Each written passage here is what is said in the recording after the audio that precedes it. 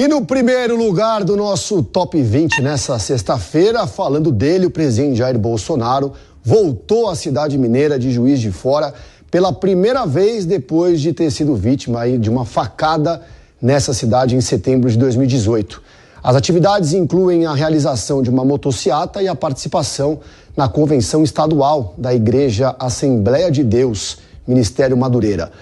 O presidente também vai visitar a Santa Casa de Misericórdia de Juiz de Fora para um encontro especial com a equipe que, como ele mesmo diz, salvou a sua vida depois do atentado do dia 6 de setembro de 2018. Shelp, muita coisa deve passar pela cabeça do presidente, né? Voltando para um lugar onde ele quase perdeu a vida. O fato é que essa facada marcou e mudou a campanha vitoriosa do presidente. Com certeza, Vitor. Essa facada ficou para a história, vai ficar para sempre como um dos momentos mais vis, né, da história política brasileira, porque em plena campanha eleitoral, um candidato sofre um atentado contra a vida. Isso não se deve negligenciar. A gente deve também lembrar que, infelizmente, esse episódio levou a muitas teorias conspiratórias, tanto teorias conspiratórias por parte da esquerda, quanto por parte da direita, dos apoiadores do presidente Jair Bolsonaro, ou dele próprio. A esquerda, em parte, né, alguns diziam que a facada era falsa, que não tinha acontecido, que era tudo uma encenação, o que obviamente é um absurdo, porque exigiria que médicos da Santa Casa, médicos do Einstein em São Paulo, enfim, muita gente se envolvesse numa farsa como essa. Obviamente, trata-se de um grande absurdo.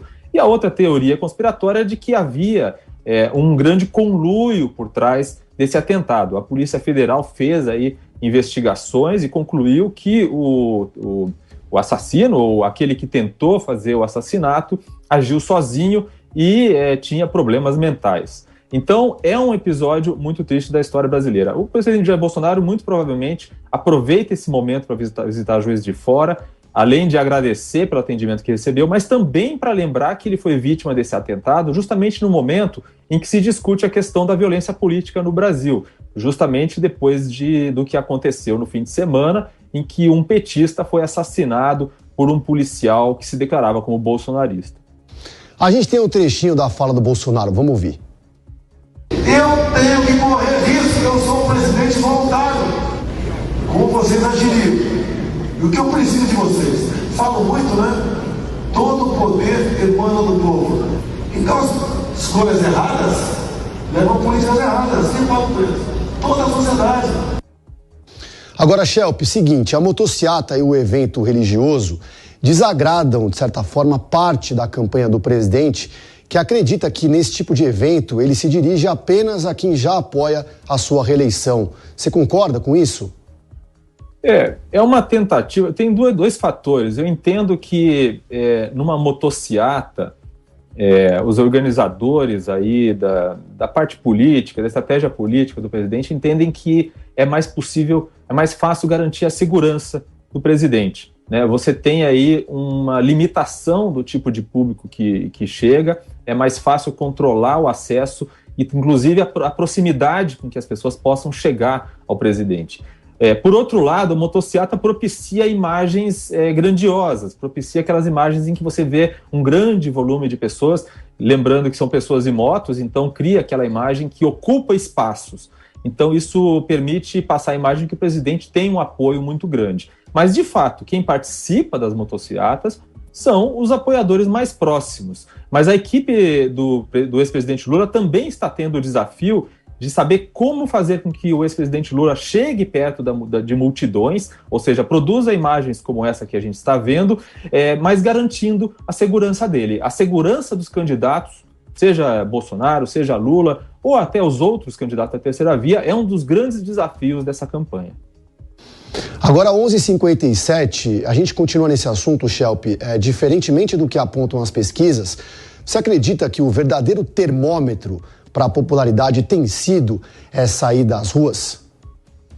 Não, eu acredito que não. Eu acho que é uma forma de você realçar a imagem dos candidatos, né? E a gente sabe que, por exemplo, por parte dos apoiadores de Bolsonaro, tem havido sempre a crítica de que Lula não vai às ruas, de que Lula não chega perto do povo.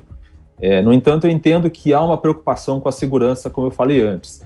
E, obviamente, o que realmente contará nesta eleição é a situação de vida das pessoas, a economia, a inflação, né? E nesse sentido, o governo está fazendo um esforço muito grande, usando o seu apoio junto ao Centrão, no Congresso Nacional, para aprovar medidas que antecipem benefícios econômicos que ocorreriam apenas no ano que vem. Então, por exemplo, há dados do próprio governo federal que tinha uma projeção de crescimento para o ano que vem e uma projeção de inflação para o ano que vem e que agora está sendo antecipado. Então, há uma projeção de redução, desaceleração da inflação deste ano e uma revisão da previsão do ano que vem, fazendo com que a previsão do ano que vem da inflação seja maior. O que está acontecendo na prática? Isso é resultado das políticas que estão sendo adotadas, como, por exemplo, a PEC Kamikaze. O que isso significa? Isso significa que essas medidas que estão sendo tomadas em ano eleitoral estão propiciando a antecipação de um crescimento econômico que ocorreria no ano que vem e a antecipação de uma redução na inflação que aconteceria no ano que vem. Mas isso faz com que, para o ano que vem, fique aí um legado econômico muito complicado para quem quer que venha assumir, ou mesmo para o próprio Bolsonaro, caso ele venha a ser reeleito.